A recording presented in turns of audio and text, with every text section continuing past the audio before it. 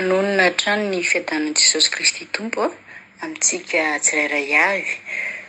Tonga amin'ny fotoana izay henoantsika ny vatsim-panahy indray tsika amin'izao ray izao ka mialohan'izany anefa dia tsara raha hivavaka isika hanomana ny fo sy ny fanahy bavaka isika. Misaotra ry Andriamanitra rainay io.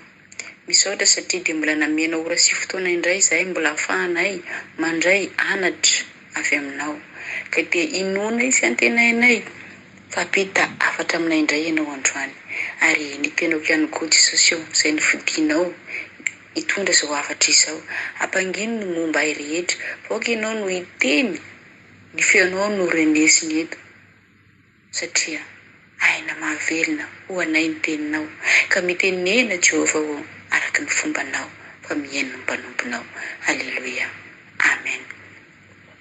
Luc 24:45 dia nanokatra ny sain'ireo izy alala ny soratra masina. Amen. Anokatra ny saintsika Andriamanitra androany mba halalantsika ny soratra masina. Ny teny izay velabelarina eto dia ato amin'ny Petera voalohany toko 2 teny andiny voalohany bakiko amin'ny anaran'i Jesosy. Ko esorina ny lolompo rehetra sy ny fitaka rehetra sy ny fiatsaram-belatsihy sy ny fialonana ary ny fanaratsiana rehetra. Amen. Esorina izay. Esorina ny lolompo, esorina ny fitaka, esorina ny fiatsaram-belatsihy ary koa ny fialonana sy ny fanaratsiana rehetra. Matoa irana esorina tsy ho amintsika izany dia fantatra fa tsy mahasoa antsika. Sakasakana amin'ny fandrosoana ara-panahy ary mety avery antsika mihitsy aza. Ka itsika izay efa mijoro izay efa ato amin'ny tompo no voalaza eto androany. Raha ny fahotan'ny nofo mantsy ny ara-nofo zany tazany aty ivelany dia toa mora amintsika manohitra an'izay. Ary ny ankabetsan'ny kristianina efa tsy lavo anatin'izay intsony fa ny fahotan'ny fanahy kosa dia tahaka ny hoe lolompo sy ny fialonana ary ny fiatsaram-belatsihy ireny zany toa miafinafina any anaty katy any dia ohatrany mandeha ihany ny ety ivelany ety kanefa ny tompo izay mijery ny atilaly ny fo sy mandinika ny vo rehetra no mahita sy mahatazana an'izany. Ka dia androany miteny misoratra masina miteny hoe esory izany. Voizitsika manokana amin'izany ny momba ny fialonana. Ity fialonana ity mantsy ravana dia anisan'ny virisy tena mandratra ny fiainan'ny tsirairay.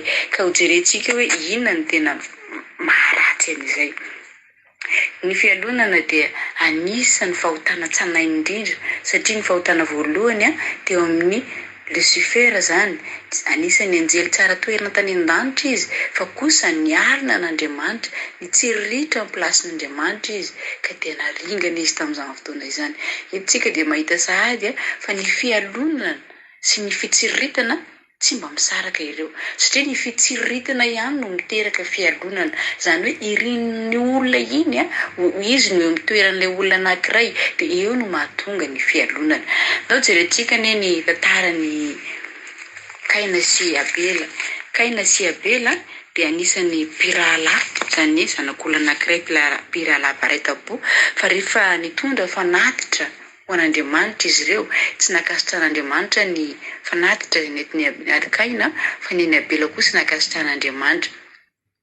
Izay nefa dia niteraka fialonana tao am-pony Abela ka natonga azy namono ny rahalany.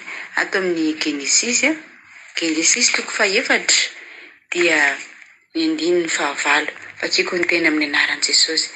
Ary Kaina niteny tamin'ny niteny tamin'ny rahalany ary nontany tsara izy mirahalahy dia nitsangana Kaina nanantony any Abela rahalany ka namono azy. Amen. Mpirahalahy mpiraita-po kanefa dia mbola misy an'izay fanahy fialonana zay. Ka mila itsika raha vavy raha miambina tsara amin'ny toepanahintsika. Maniny tena mandrakariva eo anatrehan'Andriamanitra. Fa tena anisan'ny fitaovam-piadiana ampelantanan'ny Satana tokoa ity fialonana ity. Ka mila miambina isika. Misy ny fialonana eo amin'ny piraita-po, zanaky dada, zanaky neny. Nefa vokatry izay fialonana izay dia mifandatsa-ja. Ary Andriamanitra dia efa nanafatra ny kainaka ny teny manao hoe indro ny ota mamitsaka ao am-ponao toero izy saingy tsy nianohy ny kaina izany fa mafy loatra ny dozazy ny fialonana tao am-pony ka nahatonga azy namono ny rahalany firaitapo. Izay ny vokatry ny fialonana, zava-doza ny ateraky ny fialonana mahatonga famonoana. Ndao jerentsika koa ny tantara nisy ny Josefa sy ireo rahalany. Josefa dia tsy mba nanao ninina mihitsy fa mba anisan'ny olona nahazo fahasoavana manokana tamin'Andriamanitra izy ka nitantarany izany tamin'ny rahalany. Izay anefany dia niteraka fialonana tao am-pony rahalany ka nahatonga azy ireo nidefian'Andriamanitra mihitsy azy satria ny teny izy hoe andao vonoatsika izy dia hitantsika eo tanteraka izany nofony izany. Ilay nofo sy fahitana dia avy amin'Andriamanitra. Andriamanitra no ametraka ny Josefa amin'izany toerana izany ka izy no nanambara tamin'ny Josefa hoe indray andro any ianao dia mbola asandratro. Eny fa na dia ny rahalanao aza dia ekoako aminao.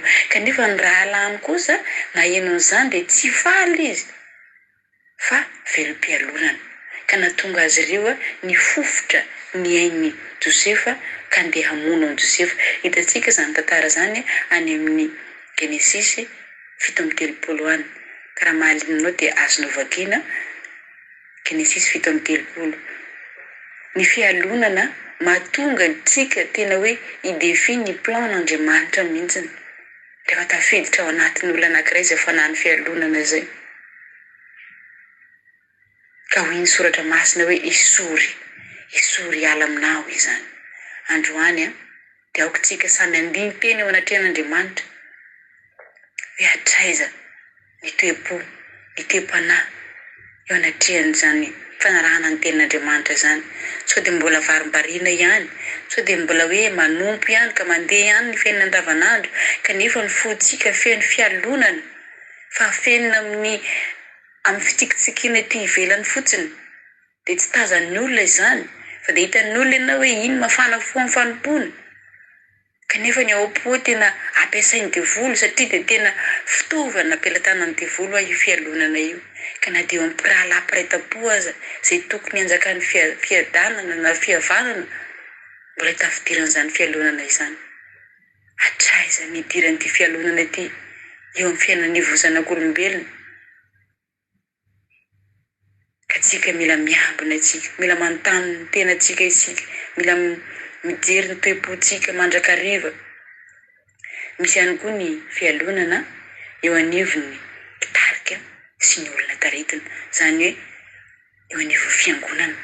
Tena hitsofotsofohana izany fialonana izany avokoa. Malemy dia malemy isika kanefa kosa ny tenin'Andriamanitra androany dia mampatsiahy antsika hoe esory izany. Koa mila mangataka mafy ny fanan'Andriamanitra mba hanesitra izany, mba tsy ho andevoziny devoly amin'izany fanany fialonana izany isika.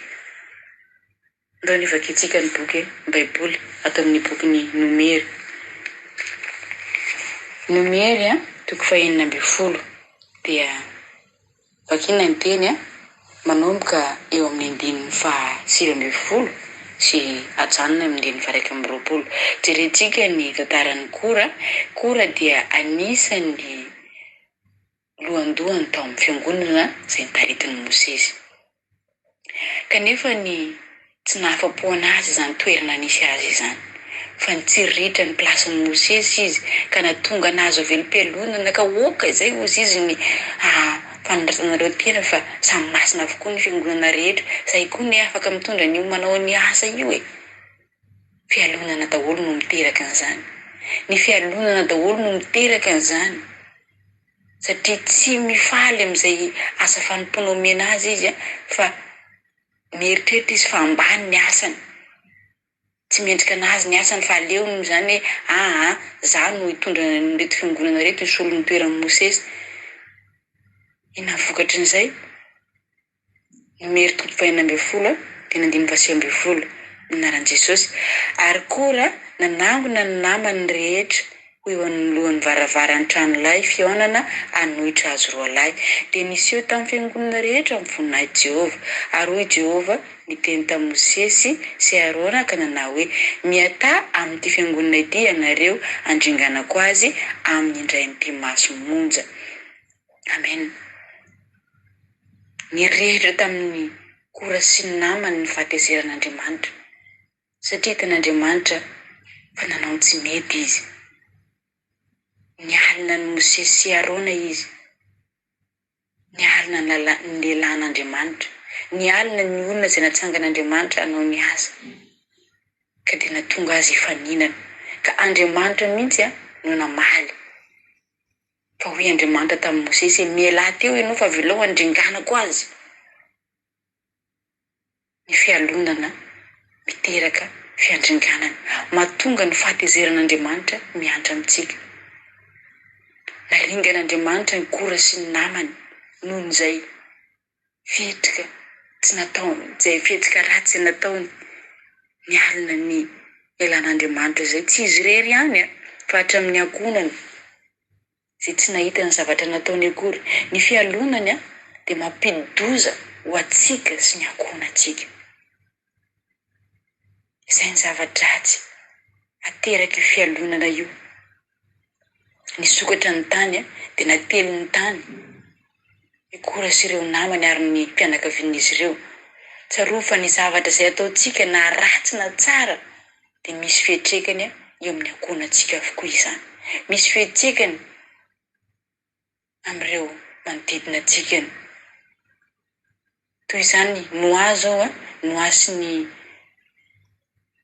ny ankonany dia voavonjy satria nakatoa an'Andriamanitra i Noa. Nakatoa ny tenin'Andriamanitra izy. Raha nasain'Andriamanitra nanao samby fiara izy dia nataony izany. Ka izy sy ny ankonany irery ihany no voavonjy. Toy izany ihany koa ilay mpiambina izay niambina ny fonja izay nisy ny Paoly sy Silasy. Raha teny izy hoe inona ny tokony ataoko, dia hoy ny Paoly namaly hoe minoa an'Andriamanitra dia voavonjy ianao sy ny ankonanao. Fa ny ankora kosa ny fanany fialonana no nameno ny fony ka dia naringana hatramin'ny ankonany. Ka hoy ny tenin'ny soratra masina hoe esory, esory. Aoka mba samy andiny tena isika. Tsy fotoana anondrona ny hafa intsony izao na fotoana namarina tena, fa fotoana fiambenana. Aoka samy ambina ny toe-pony, fa ny devoly dia tsy tery lalana ary miseho azo maranitra izy. Fa atsika kosa manana ny fanahy masina izay mampatsiahy atsika andro manalina, mampatsiahy atsika mandro manalina amin'ny tokony hiambenantsika, miambina mandrakariva. Hatraiza ny fiasan'ity fialonana ity eo amin'ny fiainan'ny zanak'olombelona. Misy ihany koa ny fialonana eo amin'ny olona izay taritina sy ny mpitarika. Izany hoe ny mpitarika indray no mialina ny olona taritina, ny tompony indray no mialina no mpanompony. Tena misy izany ary zavatra azontsika angalana ohatra ato anatin'ny Baiboly. Tantaran'ny Paoly azafady Saoly sy Davida. Saoly no mpanjaka voalohany teo amin'ny taranak'Israely. Nosoran'Andriamanitra izy mba ho mpanjaka, anjaka teo amin'ny zanak'Israely. Rehefa nolavin'Andriamanitra nefa izy satria noho ny tsy fankatoavana izay dia natsangan'Andriamanitra Davida hisolo ny toerana. 1 Samuela 18 dia ny 17 no ovakitsika amin'ny anaran'i Jesosy.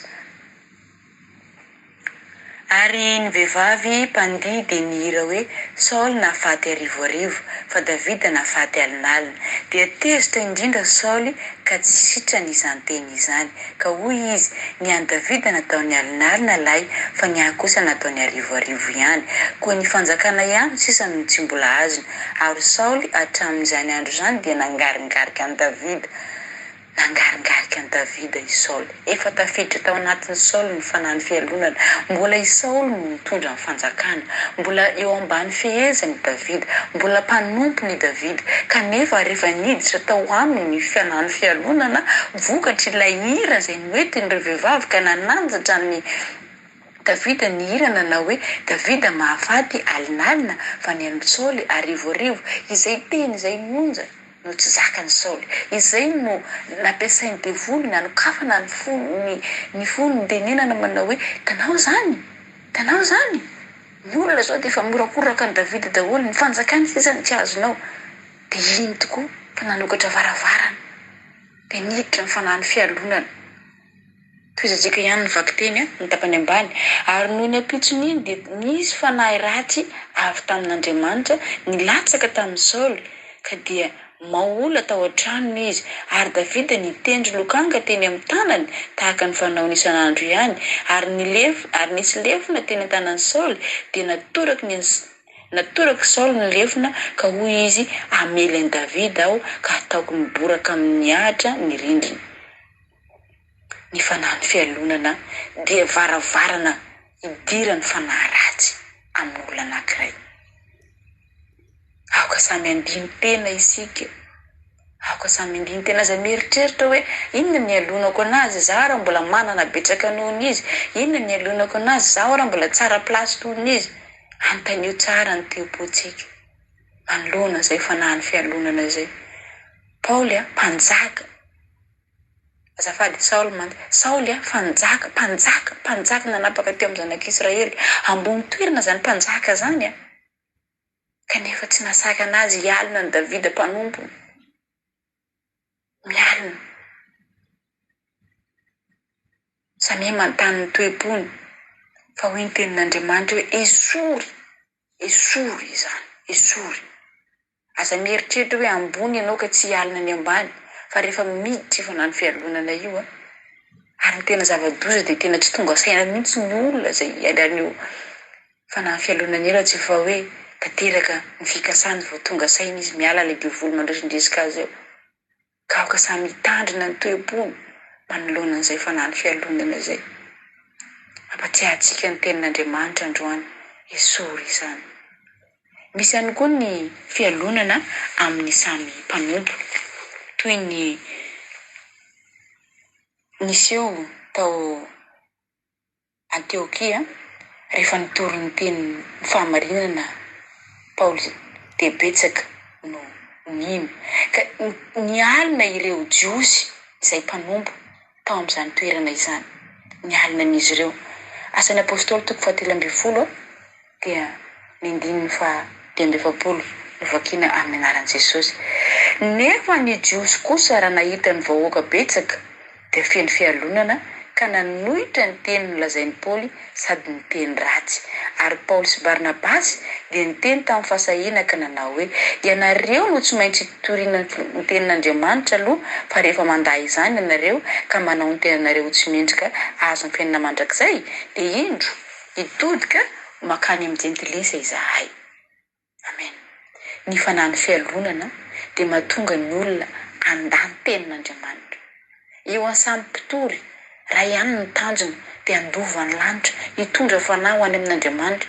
Fa kosa raha nahita ny fitoriana izay nataony Paoly sy Barnabasy ireto jiosy ireto dia velom-pelorana tao am-pony ka natonga n'izy ireo nanohitra ny fampianarana marina.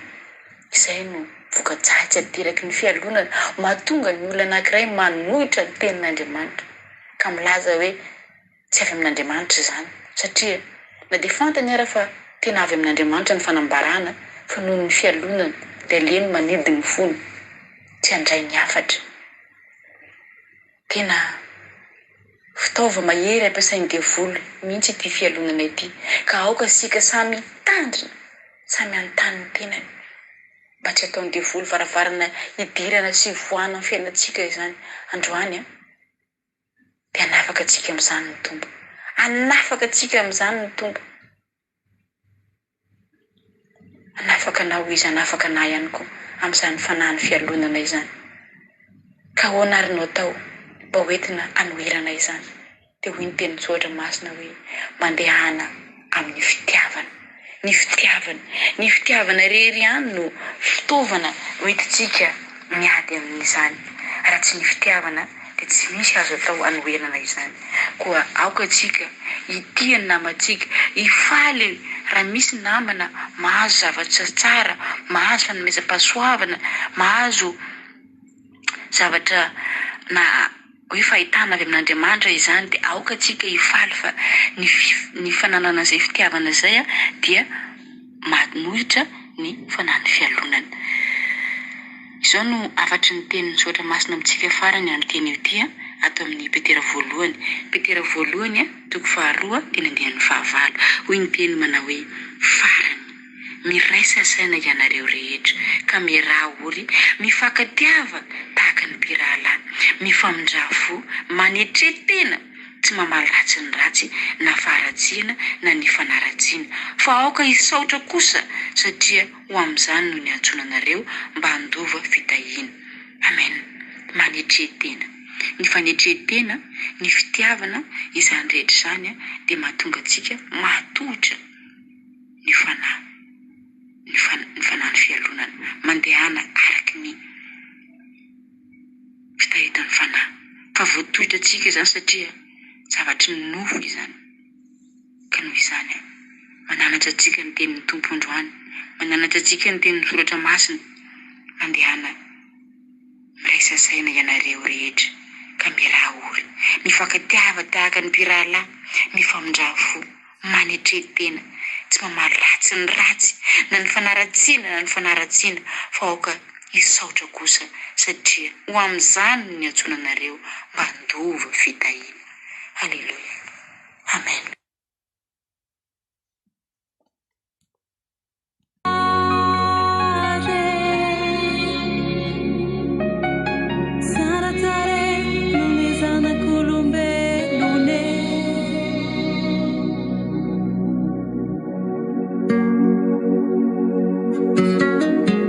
Fahasoavana no nahidina tamolotra ao.